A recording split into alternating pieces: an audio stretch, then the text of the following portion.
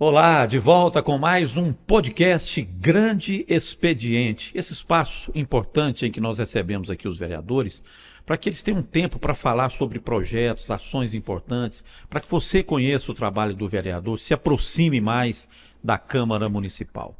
E hoje, com muito prazer, nós recebemos o vereador João da Luz. Ele é do Cidadania e vai falar com a gente sobre os projetos e as ações dele. Mas antes, muito obrigado por estar conosco aqui, vereador João da Luz. Obrigado, Orisvaldo. Obrigado aqui por essa oportunidade no TV Câmara, né?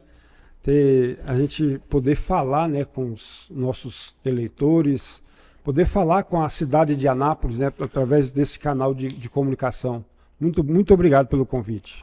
Nós vamos começar por uma lei que o senhor aprovou aqui na Câmara e que aguarda-se a sanção ou a promulgação dessa lei, que ela proíbe a utilização de cigarros eletrônicos ou cigarros semelhantes, né, ou cigarros semelhantes ao eletrônico, em ambientes de uso coletivo. O que te motivou, né, a criar essa lei, a discutir esse assunto, a trazer esse debate aqui para o plenário da Câmara Municipal? Orisvaldo, essa lei eu considero a segunda melhor lei minha aprovada no Poder Legislativo. Ela só pede para aquela lei do bloqueador de ar, que a gente aprovou, autorizando o consumidor de água a instalar o bloqueador de ar. Que está valendo, essa lei existe, né? A lei está vigente, tá vigente. 4077 de 2020. Então, para evitar que o ar possa ser computado ali no hidrômetro, a pessoa pode instalar um bloqueador ali, e isso é permitido hoje por lei. Exatamente. Os consumidores da cidade de Anápolis é protegido por lei, autorizado a instalar esse bloqueador. Essa lei que nós lutamos, que eu sou um dos vereadores na Câmara que luta contra o fumo. Eu sou veementemente contra o fumo. Nós sabemos o prejuízo que é o cigarro na vida do cidadão, né? Quantas doenças, né? Mais de 50 doenças o cigarro pode provocar no ser humano. E esse cigarro eletrônico, a Anvisa já proibiu, ela já fez as análises, é extremamente prejudicial. E hoje nós estamos vendo aí jovens, 25 anos, 30 anos, tendo morte súbita. Você vai ver o histórico, Orisvaldo, o usuário de cigarro eletrônico, de narguilé. Então eu entrei nessa briga para poder aprovar aqui na Câmara de Vereadores. Sou muito grato a todos os vereadores que ajudou a aprovar essa lei. Essa lei foi encaminhada agora para a sanção do prefeito Márcio Corrêa. E nós esperamos ela ser sancionada em breve ou promulgada. Essa lei, nós fizemos essa provocação para poder mostrar o quanto é prejudicial, porque ela está ligada. Hoje não existe uma análise correta de quantos componentes químicos, né, compõem um cigarro eletrônico. E a gente vê as pessoas usando de forma deliberada em todo lugar, em espaço fechado, onde tem várias pessoas, que exala uma fumaça perfumada, né, Orisvaldo? Gostosa, não é? Esse infelizmente, é uma armadilha, é um atrativo. Armadilha, um atrativo. E ele é fácil de encontrar em qualquer local, qualquer comércio, você vai lá, ele está lá à disposição para venda, sendo que é proibida. E nós temos aí provocado os órgãos de proteção, né, postura, os órgãos de fiscalização, para fiscalizar, porque é proibida a venda desses produtos na cidade de Anápolis. A gente está encontrando em qualquer ponta de comércio, a gente encontra para ser vendido, né? E a gente hoje, facilmente, você lê aí nos sites especializados, nos sites informativos, notícias, né, de morte de jovens, de pessoas pelo consumo desse tipo de cigarro eletrônico, né, os vapes da vida aí. Há um crescente número, não só de pessoas que ficam inutilizadas, porque ele ataca o pulmão e ataca o corpo todo, mas também as mortes e outras pessoas que não são consumidoras, né, mas que sofrem os efeitos disso aí, que é aquela contaminação indireta, né? Só um dado interessante, Orisvaldo. A expectativa de vida de uma pessoa que usa o cigarro, ela é maior do que a expectativa de quem usa o cigarro eletrônico. Porque o cigarro, ele alcança os órgãos. O cigarro normal, ele alcança os órgãos. coração, pulmão, o cérebro. O cigarro eletrônico, né, ele alcança as artérias, por isso a expectativa de vida de quem usa o cigarro eletrônico, ele é menor, e ele alcança as artérias, as veias, e aí a pessoa às vezes tem a morte súbita e fica aí procurando explicação do porquê. Aí você vai ver o histórico, usuário de cigarro eletrônico, usuário de narguilé. Então nós temos que alertar a nossa sociedade de que esse cigarro eletrônico ele é muito prejudicial e nós temos que combater e mostrar para o jovem o tamanho do prejuízo que ele pode ter, não só para ele, né, por ele partir tão cedo, mas para a família, né? Uma família não quer perder um ente querido tão cedo, né? O senhor é o presidente da Comissão dos Direitos do Consumidor aqui da Câmara. Ao longo dos anos, eu já acompanhei, já fiz cobertura em várias atividades que vocês fizeram, inclusive extra-Câmara, né, com fiscalizações, impostos de combustíveis, em agências bancárias. A comissão participou em parceria com o PROCON, né, e o Inmetro de várias atividades dessas, né? E vocês têm sempre feito uma provocação a esses órgãos de fiscalização, principalmente em relação aos postos de combustíveis e aos bancos. Como é que tem sido a dinâmica desse trabalho que a comissão tem desenvolvido, vereador? Nós quando identificamos, por exemplo, os postos de gasolina alinhando o preço, quando a gente vê que abastece num posto e o consumo é muito rápido, às vezes batiza, entendeu? Então, nós somos provocados. Os consumidores mesmo provocam os vereadores para poder buscar uma fiscalização. E a gente tem sido sempre buscado aí o apoio do Inmetro, o apoio do PROCON, para estar fiscalizando, para poder coibir, né? Coibir o alinhamento de preço, o aumento abusivo do preço da gasolina. Os bancos também, nós temos uma lei de 20 minutos na fila, né? Às vezes o banco extrapola. Aí a gente tem provocado também o PROCON para estar fiscalizando, né, junto aos postos de gasolina, ou aos bancos, para poder não deixar lá aquela pessoa tanto tempo, né, na espera, né? Então, tem leis que precisam ser obedecidas, né? Inclusive tem punição para isso. E nós, juntamente com a OAB, a Comissão do Consumidor na OAB, a nossa comissão aqui na Câmara de Vereadores, o PROCON, né, os órgãos de proteção do consumidor, nós estamos organizando uma audiência pública. Eu já quero alertar você que é da nossa sociedade anapolina, que às vezes tem um prejuízo aí no mercado, né, e não sabe como recorrer. Às vezes você tem um direito e não conhece. Nós vamos estar fazendo uma audiência pública agora nesse primeiro semestre. Eu já queria chamar a sua atenção para ficar atento, para você poder vir participar. Vai ser uma audiência pública onde você vai poder falar, vai poder discutir, entrar no debate, entendeu? Sugerir melhoras, novas leis, né? Porque nós temos várias leis que defendem o consumidor. E nós vamos estar apresentando e de repente pode surgir até novos regramentos, né? Que a gente pode estar criando legislações novas. Porque a nossa sociedade, Orisvaldo, ela está em constante movimentação, em constante mudança. E nós precisamos de estar sempre adaptando, né? As pessoas já têm mais entendimento do que o Código de Defesa do Consumidor tem para elas em termos de regras, de leis, porque tem gente que não conhece o direito, né? Não conhece o que o Código diz, acaba sofrendo porque não tem conhecimento da lei. Falta informação. Hoje as pessoas são mais conscientes ou ainda tem muitas que estão alienadas em relação aos direitos que elas têm enquanto consumidor, vereador? Eu vejo que com o acesso, né, à informação, o acesso à internet, hoje a universalização da informação, hoje o consumidor, o ser humano tem evoluído em conhecimento, né? Isso aí é fato. Através da internet a pessoa pesquisa, ela busca conhecer seus direitos, mas é uma oportunidade de amadurecer. A gente vai estar mostrando caminhos para as pessoas poderem buscar resgatar o seu direito. Às vezes as pessoas levam prejuízo por não conhecer o seu direito. Algumas pessoas têm acesso à informação, mas tem muitas que não têm, né? Hoje nós sabemos que às vezes a gente precisa de uma orientação, precisa de estar dando informação exata para as pessoas. E essa audiência pública ela vai servir para isso, vai ser um debate bacana. Já tem tempo que a gente não faz uma audiência, nós vamos explanar todas as leis, o Código de Defesa do Consumidor, nós vamos ter autoridades no assunto para poder estar fazendo o debate e trazendo aí, apresentando para a nossa comunidade anapolina.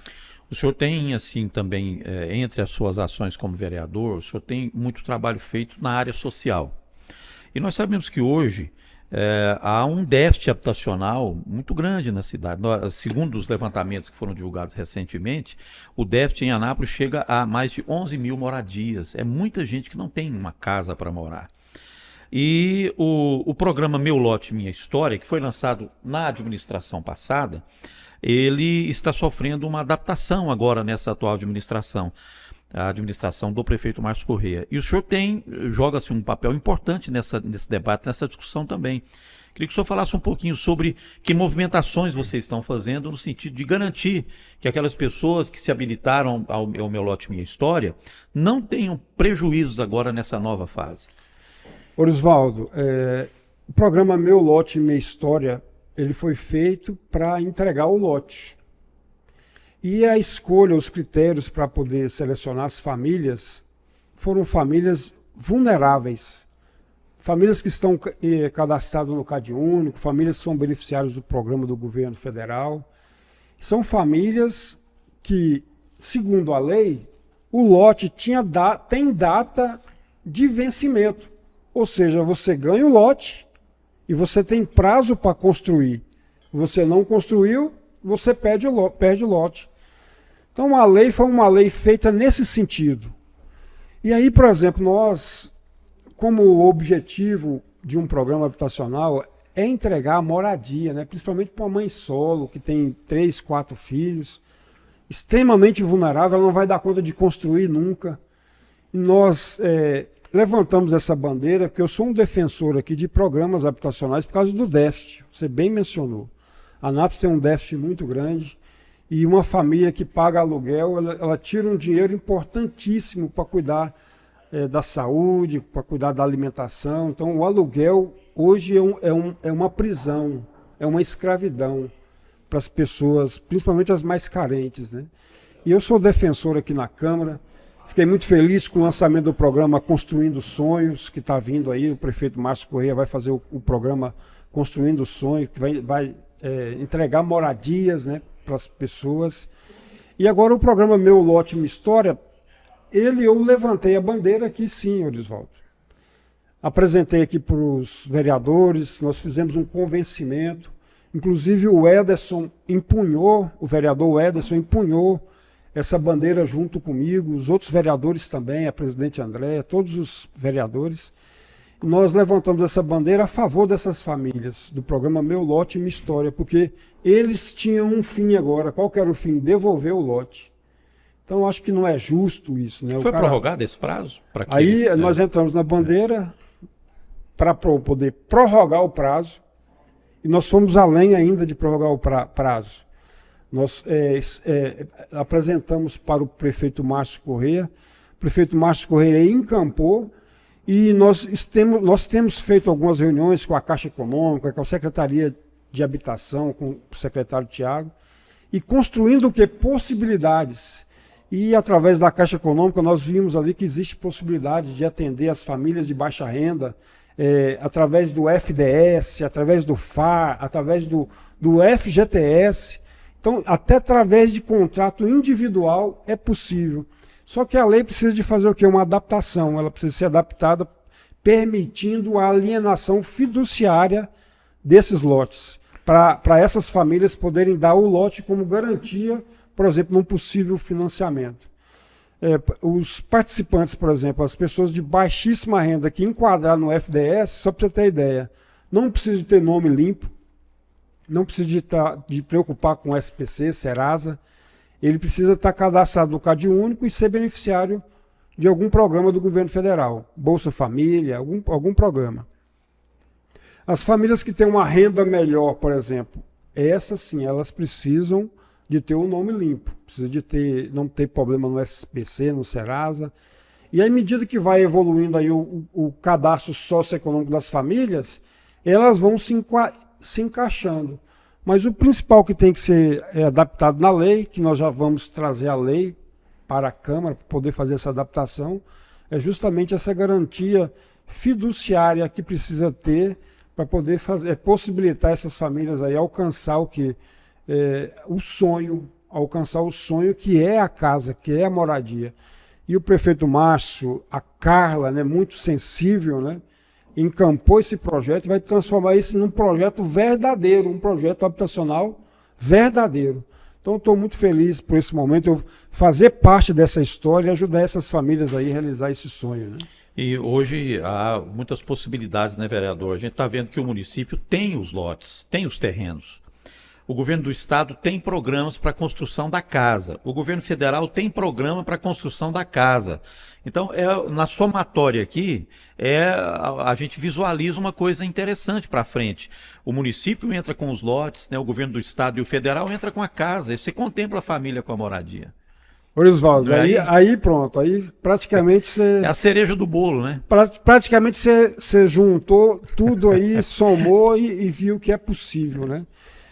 Porque eu vejo o seguinte, governo federal quer investir, tem os programas para alcançar essas famílias.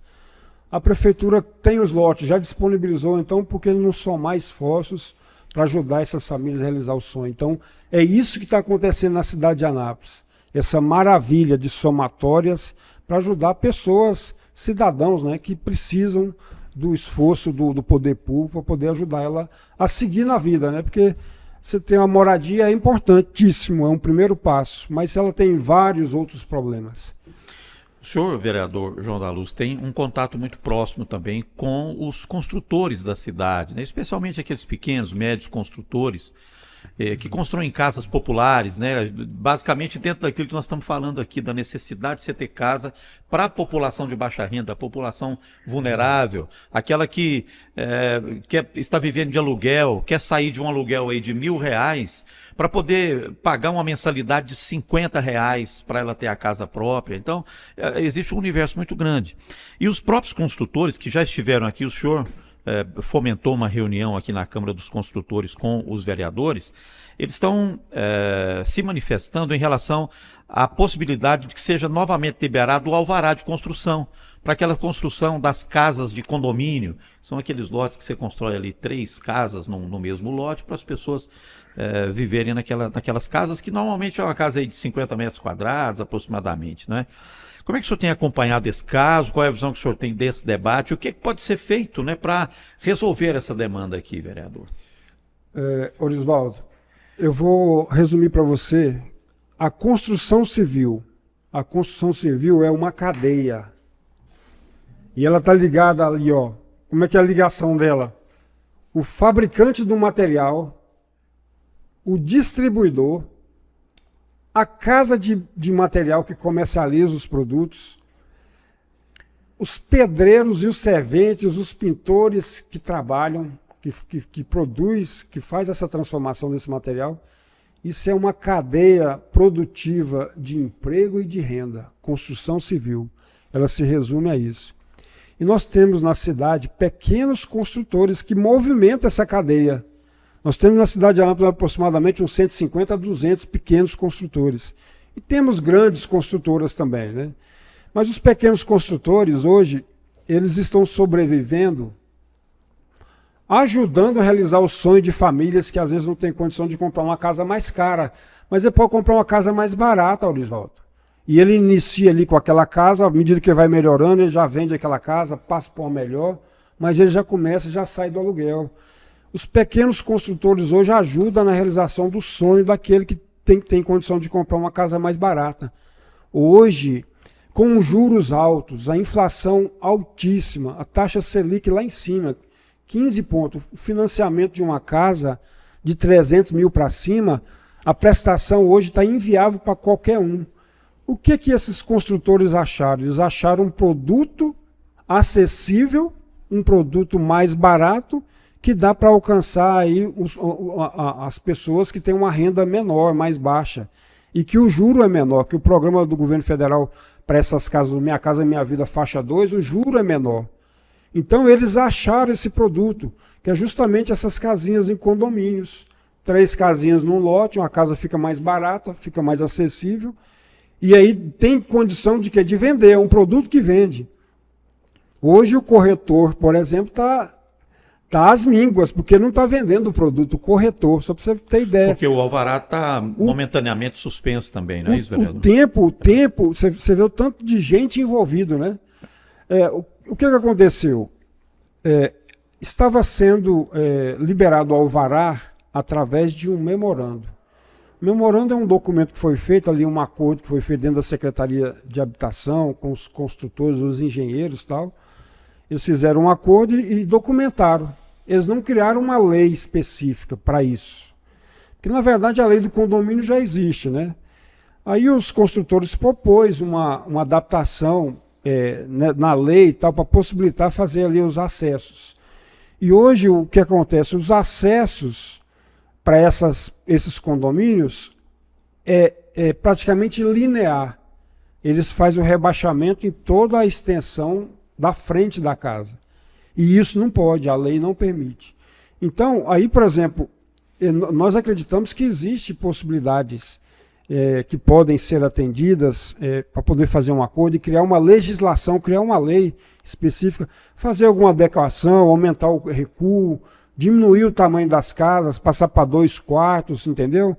Então eu acredito que existe possibilidade, uma organização legal para a gente poder atender a demanda desses construtores e das pessoas também que precisam desse produto.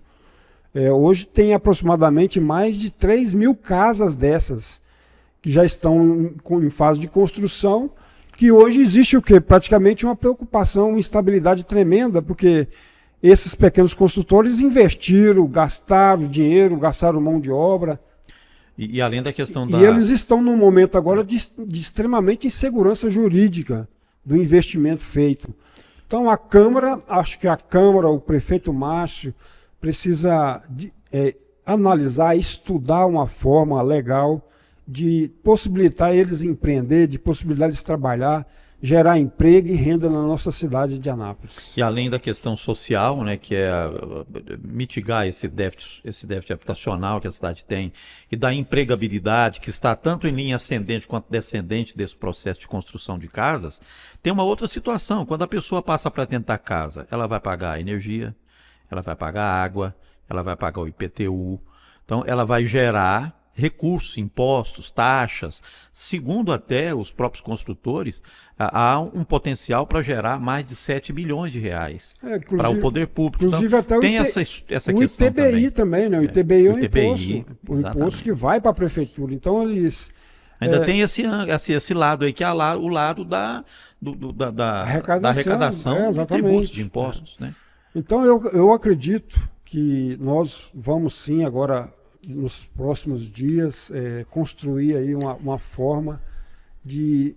Porque é o seguinte, Aparecida está fazendo, Águas Lindas está fazendo, as cidades maiores que estão em franco crescimento estão fazendo. Esses construtores precisam trabalhar. Nós não podemos permitir uma fuga desses pequenos empreendedores que investem na cidade, que ajudam a cidade a crescer, eles irem para outra cidade trabalhar, porque eles vão continuar trabalhando, isso aí é fato.